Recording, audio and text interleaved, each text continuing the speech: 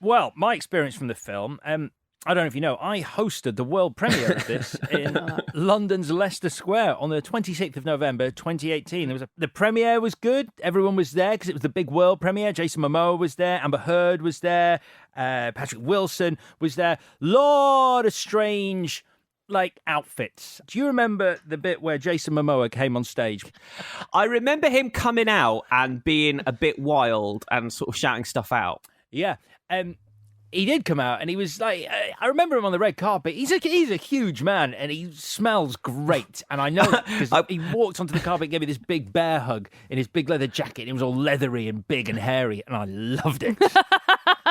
But he came out on stage and I don't know if you remember, he was handed King Atlan's trident. And he walks out with it and he's like, "Rah! Jason Momoa! Doing my thing, my man!" And he got the trident and he smashed it over his knee into two and held up both halves.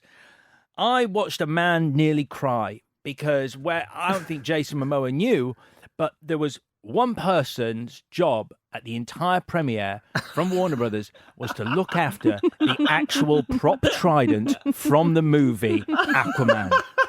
The genuine trident.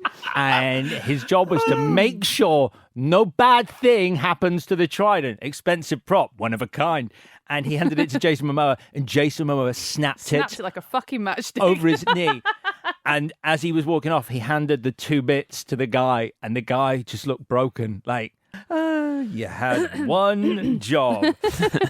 I think let's get this out there very early. I do think it is quite amazing. This is AQUAMAN we're talking about. This is the superhero who was the butt of so many jokes for so long. Everything from Robot Chicken to Family Guy to The Big Bang Theory to even DC's own comics would poke fun at AQUAMAN because of his narrow powers and, he talks to fish. Mm-hmm. It became such a joke that it became hack to actually do jokes about AQUAMAN being a rubbish superhero.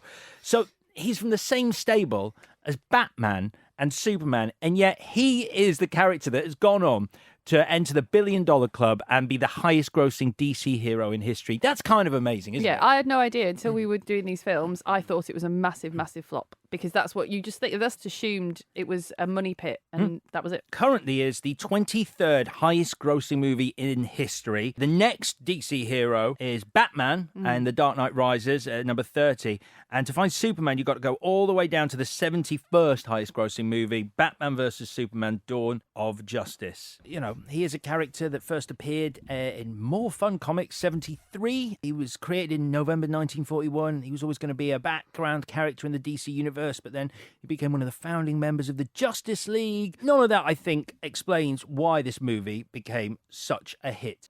There are a couple of reasons. I think Jason Momoa is a huge draw. Mm-hmm. And I think when Chris just said, he sort of came out and he's wild. He's got this crazy energy about him. So even if you go, he's not the best actor, there's something about him. That kind of, I hate to use the cliche X factor, but what did you think of him in this? I think he's brilliant. Yeah, but it's a mystery. I can't articulate it because I don't understand why this film is massive, especially given how long it is. If it was like quick in and out, 90 minutes, he's got tons of charisma, he gets some good lines, he looks amazing, fun, CGI is all fun stuff. 90 minutes, done. It would make perfect sense. But there is something about him that keeps people engaged for 2.5 hours and keeps them coming back, and that it mystifies me. I'm not saying it's a mystery to me because I really enjoyed it. It's not like, oh, I hated this and everyone else loves it. What's going on? But I can't pick apart why it works. The other big reason, a lot of AQUAMAN's money, this over $1 billion it made, came from China, where it was an absolutely massive hit. And I think the thinking there is that there's two reasons. That the Chinese audiences love fantasy, and this was really heavily marketed, less like a superhero, more a fantasy adventure. And I watched the trailer for this. I can't claim to have seen the movie, but it almost has the same color palette and looks identical to the fourth biggest Chinese movie in history, which is called The Mermaid, about a mermaid assassin. Cool. Right? That sounds brilliant. Yeah. Take note, Hollywood. So things don't really work out for Temuera Morrison and Nicole Kidman because the Atlanteans turn up and go fucking nuts.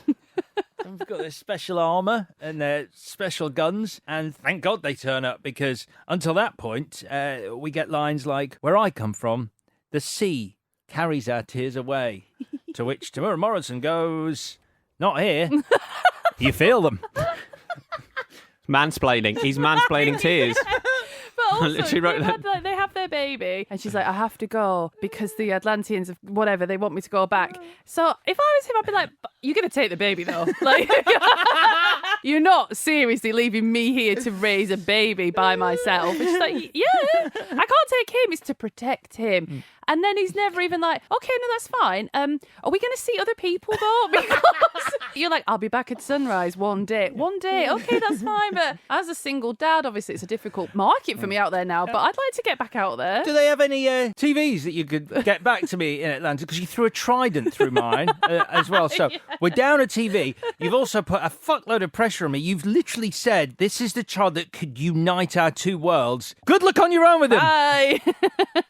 So, my first big question is, I'm not great with feet. I wasn't great with the feet. And in this, when Arthur Curry returns home to his dad and jumps on the dock, it's clear that he's been swimming around in work boots. What's the state of the skin on his feet? Trench foot. Right. Yeah, for sure. They are That's wrinkled. how you get it. They're dissolving. It's never really explained.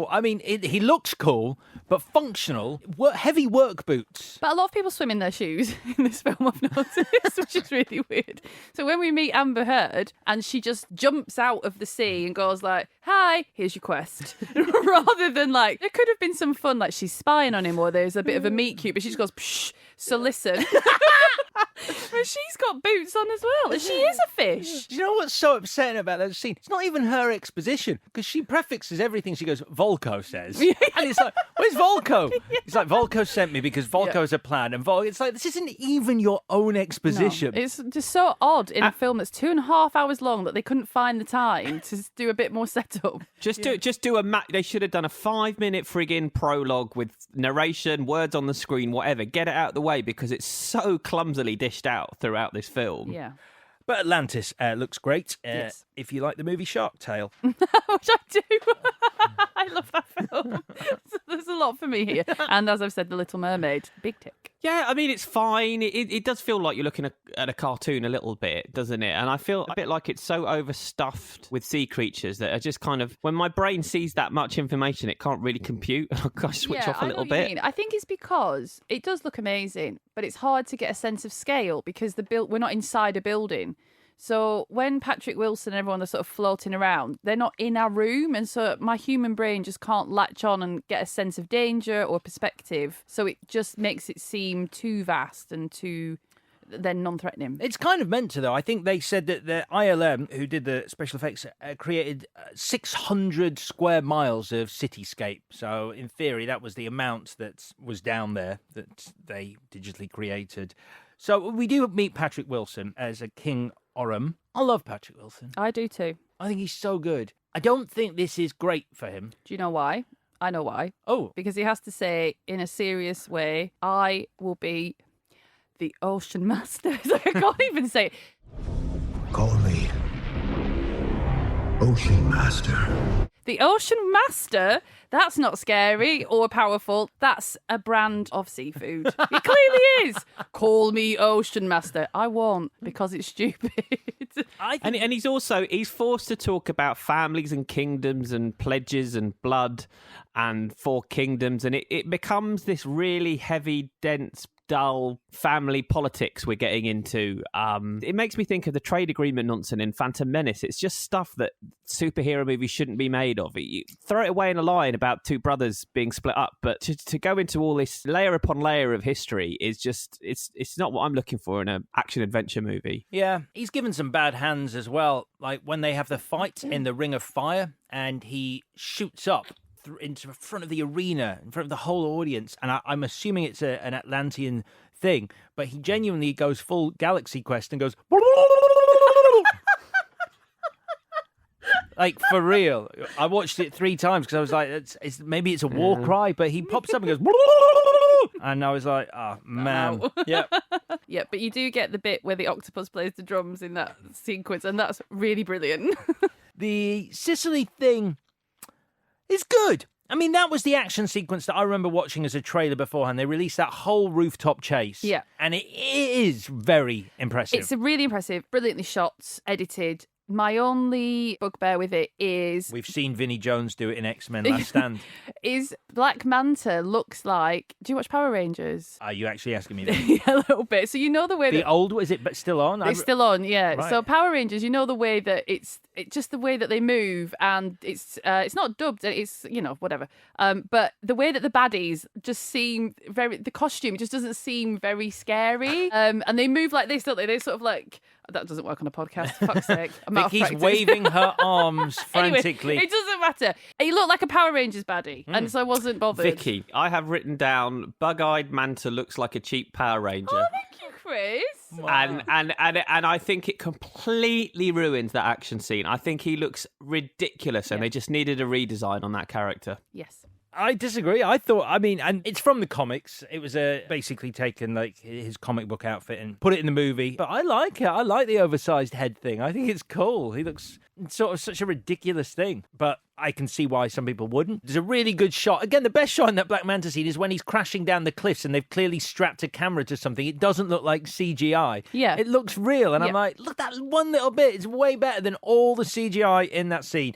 Enough about CGI. I think a problem with this finale as well is that we haven't really got a villain that we hate or want to see defeated. Now, you want your villains to be three-dimensional, but I think they do that. I think they do it too well with Orm, where you're not sure whether you should be on his side or not. Orm's plan was to defeat us above water because of what we've done, killing all the fish with pollution. But to get that plan achieved, he has to kill a lot of fish underwater. And so I just feel like he's contradicting himself a little bit as well. Well, in the Justice League, I couldn't believe it because I was rewatching a little bit and I'd forgotten when he's walking along the dock after he's met Ben Affleck in that movie and he's about to jump in the sea. He literally throws a glass bottle of whiskey into the ocean, just smashes it. And I'm like, what? What are you doing? You are the real villain. It looks cool, sure, but King Orm has got the right idea. The problem with this is that you can't have... It's such a confused idea to go, he's a villain because he's tossed out all the trash from the oceans and the warships. It's like, good? Oh, right. This is a good thing. Get rid of all the trash. Get rid of the warships. And then you're like, that's bad. It's like, how? Because you like that, don't you? You love throwing your glass bottles in there, don't you, Aquaman? The final fight, which is on the ship thing. What is that? Between Patrick Wilson and Jason Momoa. Okay. They're having the fight. Yep. And the way that this fight ends, bearing in mind that Jason Momoa is late 30s and Patrick Wilson is about the same, their mum breaks it up. And she literally was like, boys, enough. If you don't put that trident down, I'm going to count to 3, and then there's no CBeebies. That's what happens. She's like, stop it. And they're like, oh, sorry, mum. Stop fighting. That's brilliant.